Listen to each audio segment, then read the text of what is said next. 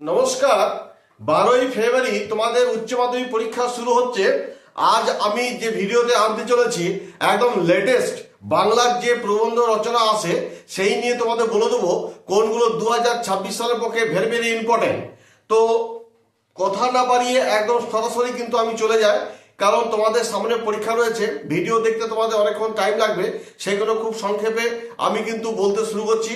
তোমরা যারা এই প্রবন্ধ রচনাগুলো করেছো ঠিক আছে, আর যারা করনি তারা কিন্তু অবশ্যই কিন্তু একবার হলো চোখে বুলিয়ে যাও বা দেখে যাও, কারণ 2026 সালে যেগুলো আসার পক্ষে বেশি বেশি আসার সম্ভাবনা আছে সেগুলোই কিন্তু আমি আজকে তুলে ধরেছি।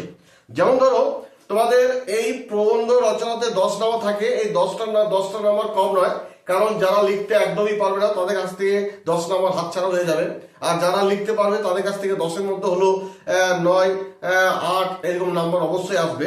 তো দেখো, তোমাদের প্রবন্ধ রচনা দু রকম টাইপের আছে। একটা হচ্ছে অনুচ্ছেদ রচনা, যেখানে হয়তো তোমাকে একটা টপিক তুলে দিল, সেটা সম্পর্কে তোমাকে কিন্তু লিখতে হবে।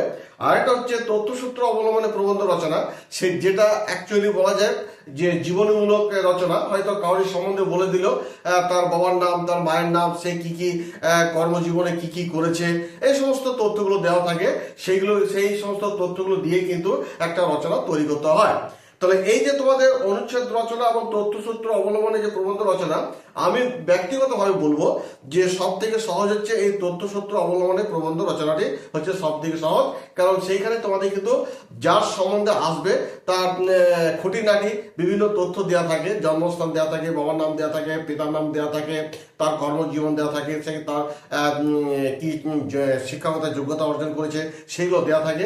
এইগুলো দিয়েই কিন্তু তোমাকে কি করতে হয়, সেই তথ্যগুলো দিয়েই কিন্তু তোমাকে একটা রচনা তৈরি করতে হয়। সুতরাং সেক্ষেত্রে কিন্তু বলবো যে তথ্য সূত্র অবলম্বনে প্রবন্ধ রচনা হচ্ছে খুব সহজ এবং অনেকেই কিন্তু ভালো নাম্বার পায়। সেই জন্য এই রচনাগুলো যদি তোমরা করো খুব ভালো হয়। তো এই তথ্যসূত্র অবলম্বনে প্রবন্ধ রচনার মধ্যে কোনগুলো 2026 সালের পক্ষে ইম্পর্টেন্ট সেটা কিন্তু আমি বলছি, তোমরা কিন্তু খাতায় নোট করে নাও। যেমন ধরো, মহাশ্বেতা দেবী খুব ইম্পর্টেন্ট, এটি কিন্তু করবে। বিশ্বকবি রবীন্দ্রনাথ ঠাকুর, স্বামী বিবেকানন্দ, ঈশ্বরচন্দ্র বিদ্যাসাগর, মাইকেল মধুসূদন দত্ত, 125তম জন্ম জয়ন্তী উপলক্ষে ধরো নেতাজি সুভাষচন্দ্র বসু, নারায়ণ দেবনাথ শতবর্ষ আলোকে, Lata Mangeshkar, Sandhya Mukhopadhyay, Samaresh Basu, Satyajit Ray, Begum Rokeya, Ritwik Ghatak very very important, রাজা রামমোহন রায়, মৃণাল সেন শতবর্ষে। এবার হচ্ছে সুনিতা উইলিয়ামস, এটা তো ভেরি ভেরি ইম্পর্টেন্ট।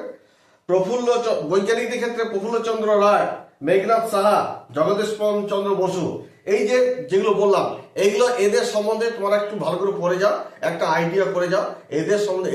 এইগুলো থেকে আশা করি তোমরা কমন পেয়ে যাবে। তথ্যসূত্র অবলম্বনে প্রবন্ধের যে রচনা আছে এইগুলো তোমরা করো, এখান থেকে কিন্তু তোমরা কমন পেয়ে যাবে।